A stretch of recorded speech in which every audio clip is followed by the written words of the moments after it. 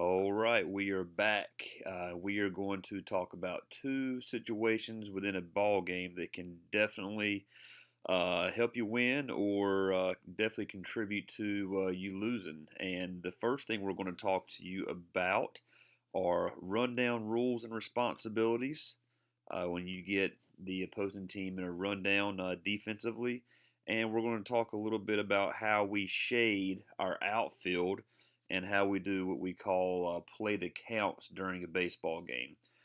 First of all, let's talk about a rundown. Obviously, what we preach to our guys is keep the pressure on the base runner, the offensive player, throughout the course of the rundown. We have them in a rundown because they made a mistake. Usually, it was a bad base running mistake, a bonehead play by the base runner. He's caught. We've done a great job of maybe cutting down a ball and throwing to a backside base to get the guy on the rundown. Let's keep the pressure on him. Let's not mess our end up, and we should be fine. The percentages are always in the defense's favor if we don't do anything to compromise what we have to do as far as getting him out. The definition of a rundown is a situation in which the base runner is caught between two bases, and the defense must run the runner down to force a tag. So, with that said, it is a rundown. Okay, it's not a throwdown. We want as few throws as possible. Okay, if we can get a runner out without making a single throw, that's what we want. It kills me when my team, or if I go see another team, I see a guy in a rundown and all of a sudden turns into a pickle in the sandlot, and there's 7 or 8 throws, the ball's going everywhere. That's not good base running. That's bad defense. All right, we want to make at the most one throw and have an out or safe call. The more the ball is in the air, the more throws and catches a defense has to make, the higher percentages that there are for errors, and errors equal safe calls for the base runner. So the some rules that we have: we want 2 defenders at each base. So obviously, the 2 defenders are going to naturally be at one base. The pitcher is going to have the responsibility of making a decision. The pitcher is going to look up, and whatever base does not have 2 defenders occupied, the pitcher is going to rotate towards that base. Then we always run with the ball in the air. I don't mind a pump fake or two. I don't like 7, 8, 9 hard pump fakes the whole time they're running by a defensive player, because not only is the trying to fake the base runner out, but it might actually confuse the guy that we want on our team catching the baseball as well. So when the defender that's receiving the ball, when he's ready for the ball, we have him call ball. That's when he wants it. Okay. Then the thrower will give it up. It's very critical that everybody in a rundown goes the same direction. As soon as we give the ball up to our teammate, you're going to go right to your right around the base runner. We're going to go in that fashion. If we do have more than one throw, everybody goes to the right. We teach our guys kind of the opposite mentality when teaching defense. We teach it from an offensive perspective. If you're ever in a rundown, in an offensive perspective, the easiest way to be safe is to find a defender to run into. That's going to be obstruction, and you're going to be safe. So we're trying to avoid that as a defense. So if we all go in the same direction around the base runner, if we don't get him out, we should not, as long as we run to the right of the baseline, and that's his established baseline, we shouldn't have any problem there.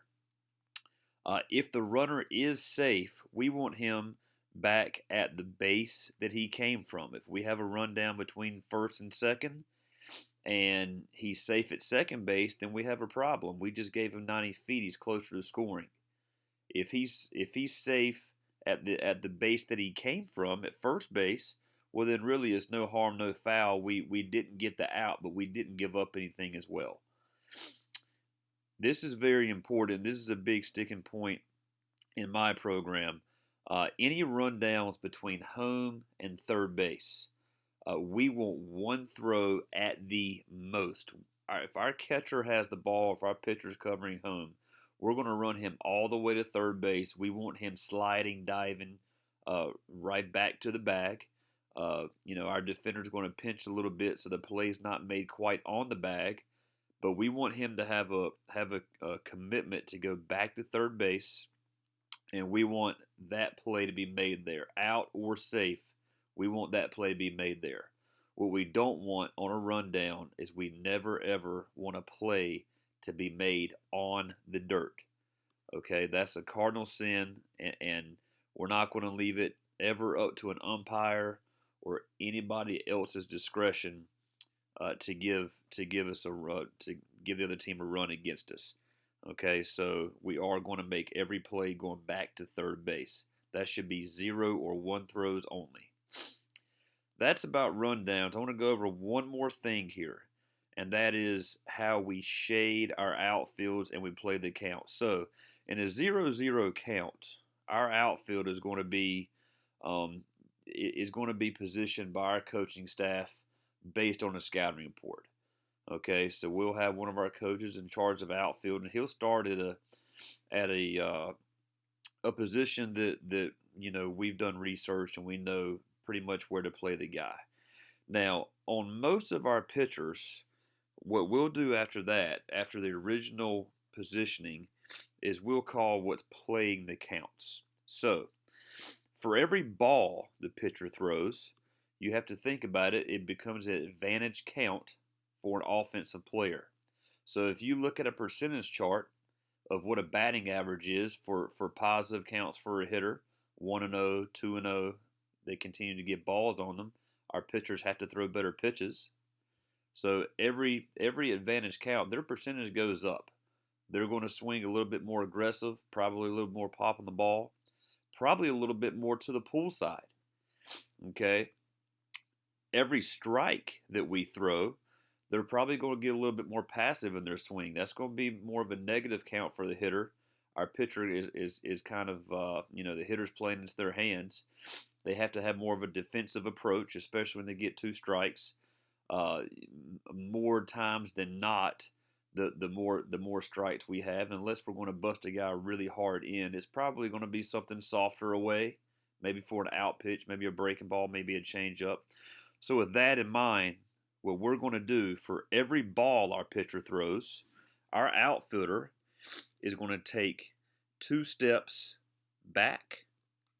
1 step back and 2 steps to the pull side.